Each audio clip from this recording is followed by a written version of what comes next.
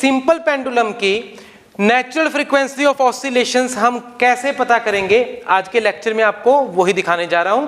So dear students, once again I welcome you to Mac online lectures. और screen पर यहाँ पर board के ऊपर जो आप देख रहे हो वो हमने बनाया एक सिंपल पेंडुलम। और सिंपल पेंडुलम में क्या होता है आपको पता ही है। You are having a string, एक स्ट्रिंग है जिसका एंड ए है एंड बी है, एंड ए एंड बी।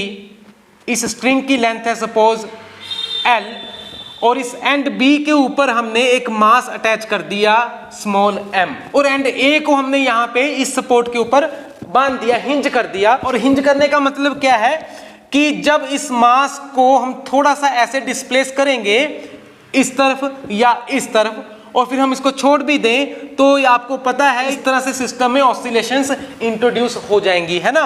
और इस पॉइंट के अबाउट, ए पॉइंट के अबाउट, तो देखिए उसी ऑसिलेशंस की नेचुरल फ्रीक्वेंसी को इस लेक्चर में हम पता करने जा रहे हैं। बहुत ही आसान होने वाला लेक्चर, ज्यादा मुश्किल नहीं है, लेकिन कॉन्सेप्ट्स तो कॉन्सेप्ट्स होते हैं, उसके लिए आपको लेक्चर एंड तक देखना पड़ेगा। तो चलिए स्टार्ट करते हैं। हमने क्या किया, हम इस मास को जैसा मैंने आपको बताया थोड़ा सा डिस्प्लेस कर देते हैं ना।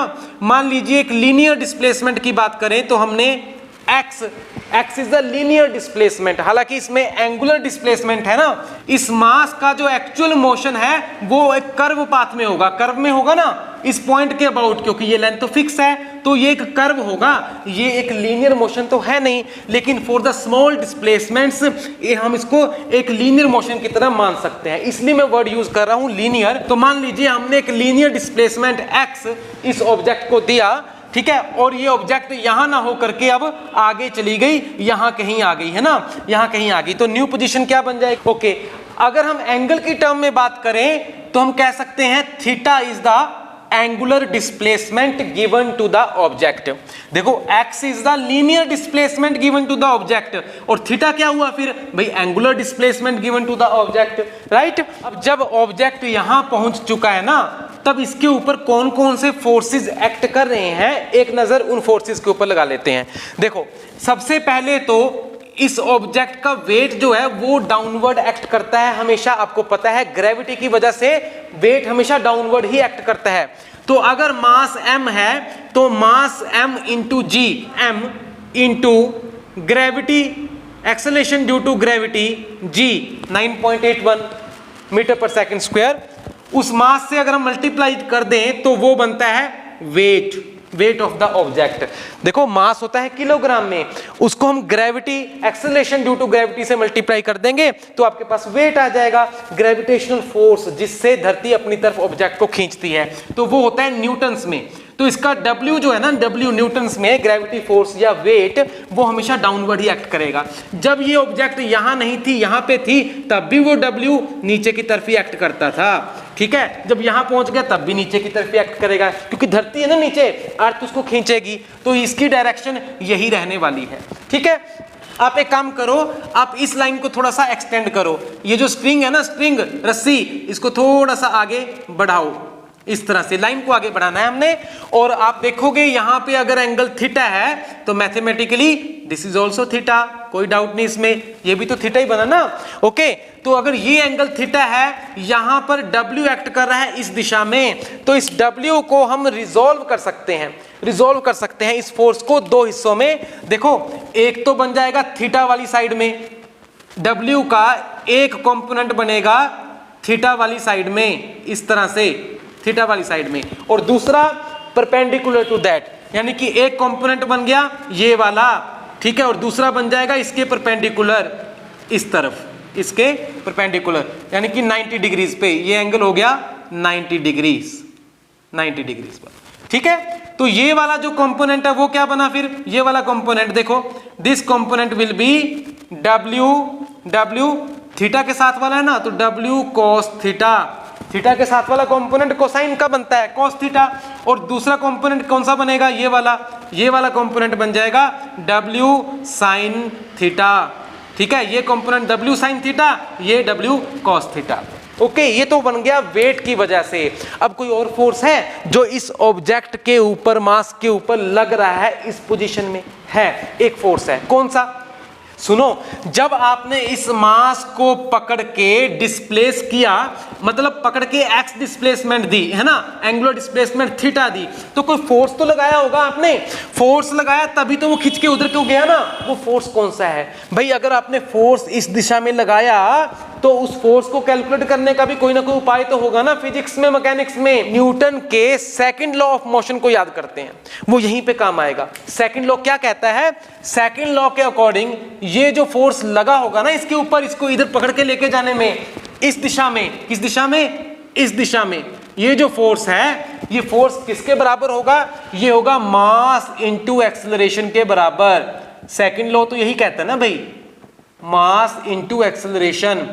ठीक है, एक्चुअल में स्टेटमेंट कैसी है? स्टेटमेंट तो कुछ ऐसी है कि when you apply a certain force in a particular direction on an object, the object displaces, है ना, ऑब्जेक्ट डिस्प्लेस होगी तो फोर्स जिस दिशा में आपने लगाया उसी दिशा में rate of change of momentum calculate कर लो उस ऑब्जेक्ट का, तो force acting on an object in a particular direction becomes equal to rate of change of momentum of that object in that particular direction.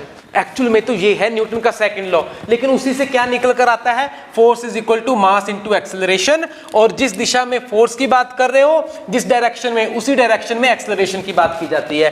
तो ये वाले force की मैं बात कर रहा हूं जो कि ऑब्जेक्ट को आगे की तरफ लेकर गया। ये क्या होगा? ये होगा ऑब्जेक्ट का मास कितना है? m है ना, मास तो मास है m, ओके, इनटू एक्सेलरेशन। भाई इस दिशा में कितनी एक्सेलरेशन हुई? ध्यान दीजिए, अगर हमने डिस्प्लेसमेंट दी है सपोज x डिस्प्लेसमेंट दी, तो वेलोसिटी कितनी हुई? वेलोसिटी हुई, देखो डिस्प्लेसमेंट हमने दी है, यहां लिख रहे हैं डिस्प्लेसमेंट हमने दी x, ठीक है, तो वेलोसिटी कितनी हुई? फिर इसकी किस वेलोसिटी से आगे गया? वो हुआ rate of change of displacement dx by dt। उसको क्या बोलते हो? उसको आप कहते हो x डॉट, यानी कि dx by dt। एक बार डिफरेंशिएट कर दो x को, डिस्प्लेसमेंट को, rate of change of displacement, वही तो वेलोसिटी है। तो कितनी एक्सेलरेशन इसमें हुई? वो होगी, देखो एक्सेलरेशन कितनी हुई इसमें, that is rate of change of velocity. यही होता है ना, d by dt of velocity, यानी कि d by dt of x dot, वो बन गया x डबल डॉट। तो इस तरह से होता है। डिस्प्लेसमेंट अगर x दिया आपने, वेलोसिटी x डॉट लिख देते हैं, एक्सेलरेशन x डबल डॉट लिख देते हैं। ठीक है जी, तो यहाँ पे एक्सेलरेशन कितनी हुई? एक्सेलरेशन हुई x डबल डॉट। ये वाला वो फोर्स है जो आपको यहाँ पे नजर आ रहा है, देखो ये वाला वो फोर्स है। ओके, बस काम बन गया है, आगे तो मैथमेटिक्स ही है। क्या इन दो फोर्सेस के अलावा, ये वाले W और F के अलावा कोई और फोर्स है यहाँ पर? भाई और तो कोई फोर्स ही नहीं है, और कुछ नहीं है ना। तो हमने यहाँ पे कोई स्प्रिंग लगाया कि स्प्रिंग के अंदर एक रिस्टोरिंग फोर्स डेवलप हो जाए, उसकी चर्चा करें, ना हमने कोई और यहाँ पे कोई डैम्पर लगाया मैकेनिकल सिस्टम कोई जो कि डैम्पिंग फोर्स हमें दे, ऐसा कुछ भी यहाँ पे नहीं है। एक स्ट्रिंग था भाई, सिंपल स्ट्रिंग, उसमें तो कुछ नहीं होने वाला ना। तो यहाँ पे दो ही फोर्सेज हैं, एक तो ये वाला F जो मैंने आपको पहले बता दिया इतना होगा, एक ये W जो है mg, उसको भी मैं बता चुका हूँ। अब आपने सिर्फ बैलेंसिंग करनी है फोर्सेज की। कैसे? देखो आपने इस ऑब्जेक्ट को डिस्प्लेस किया, यहाँ ले गए और यहाँ पे छोड़ दिया, तो ये वापस आया। कौन सा फोर्स इसको वापस लेकर आया? ये वाला फोर्स। देखो ये वाला जो फोर्स है ना, ये वाला फोर्स, ये इसको वापस लेके आया पीछे की तरफ, है ना, और ये वाला फोर्स आगे की तरफ लेकर गया। देखो जब आपने इसको यहां से रिलीज किया तो ये ऑब्जेक्ट फिर भागा और यहां पहुंचा, है ना। क्या यहां रुक गया? वो नहीं रुका ना, इनर्शिया की वजह से वो इससे आगे निकल गया, फिर यहां नहीं रुका, फिर वो वापस आया। इस तरह से इसमें वाइब्रेशंस इंट्रोड्यूस होंगी, है ना। जब एक एक्सट्रीम पोजीशन पे वो पहुंचेगा तो तब वहां जाके कुछ देर के लिए वो रुका है ना, ऐसा तो नहीं कि वो आगे चलता गया। भाई आगे जाता जाता कहीं रुका है, रुक के फिर वापस आया है। जहां वो रुका है जाकर कुछ पल के लिए, इसका मतलब फोर्सेस वहां पर बैलेंस हुए हैं ना, इधर वाला और उधर वाला। तभी मैं कह रहा हूं कि दोनों फोर्सेस बराबर हुए, तभी तो वो रुका एक पल के लिए। अब देखो इधर वाला फोर्स कितना हुआ? इधर वाला फोर्स है m into x double dot, और इधर वाला फोर्स कितना हुआ? वो है ये वाला कंपोनेंट w साइन थीटा, और w क्या है? mg sine theta. तो यहाँ पे हम इन दोनों को इक्वेट करेंगे। कैसे?